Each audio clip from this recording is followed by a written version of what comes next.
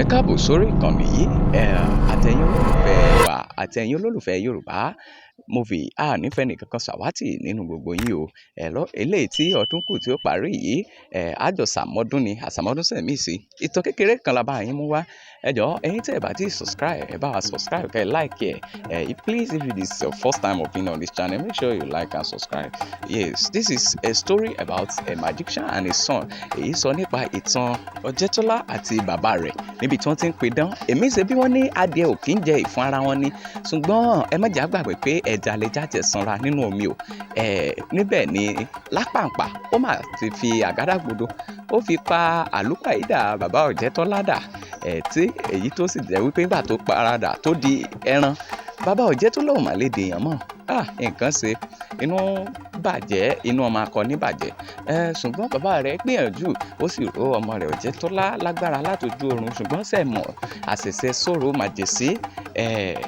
Níbẹ̀ náà ni ó ti ń ṣe agbára yélò òun pẹ̀lú àwọn ọ̀rẹ́ rẹ̀ jàgídíjàgan tó jọ ń kóra wọn kiri tó sì ń da ìlú.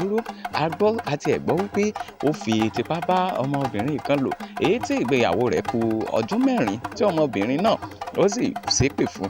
Èmi tilẹ̀ wò wípé àfàìmọ̀ kọ́mọbìnrin yìí má lóyún o, ó má jẹ́ wípé ọmọ alágbára tẹ̀ ni ọmọbìnrin yìí yóò bí, tàbí kílẹ̀ yín ti ẹ̀rọ sí ọ̀rọ̀ Eegunleti yìí, torí agbára tá a gbé fún un kò mọ ìwúlò rẹ̀ rárá, kò tiẹ̀ tí ì fi ṣiṣẹ́ kankan, kò tiẹ̀ bìkítà ikú tó pa bàbá rẹ̀ mọ́. Òun kàn ń gun ẹṣin ló fi pàkọ́ ẹ̀yìn kiri nígbà tó ti ra agbára he. Àti ẹ̀rí lápàpà níbi tí ó tún ti ń porí ọmọ wípé kóun náà rán lọ síbi tó rán bàbá rẹ̀ lọ, ṣùgbọ́n ẹlẹ́dàá bàbá tí kò sùn lọ́run, òun ló jà fún Ọjẹ́tọ́lá yìí o, tóun ò tiẹ̀ mọ̀ kankan. Ajínàṣẹ̀ ó mà ti ń jẹun ajígbà ni. Èyí ló mú kó hu ìwà pálapàla rẹ̀ nípa agbára tó ń gùn dé ọ̀dọ̀ ìyàwó baálẹ̀, tí baálẹ̀ sì fi ọwọ́ sí kún agbófinró, wọ́n fi mú. Ibẹ̀ náà wọ́n ti bà agbára jẹ́ mọ́ ọ lára. Báwo alágbára ti ń sunkún lẹ́yìn àgbá o. Ṣé ọ̀rọ̀ yìí ò fẹ́ dàbí Samson àti Delilah báyìí? Ṣùgbọ́n tí Samson ní eléyìí ṣe yóò rí second chance báyìí. Download more on freenigerbeats.com.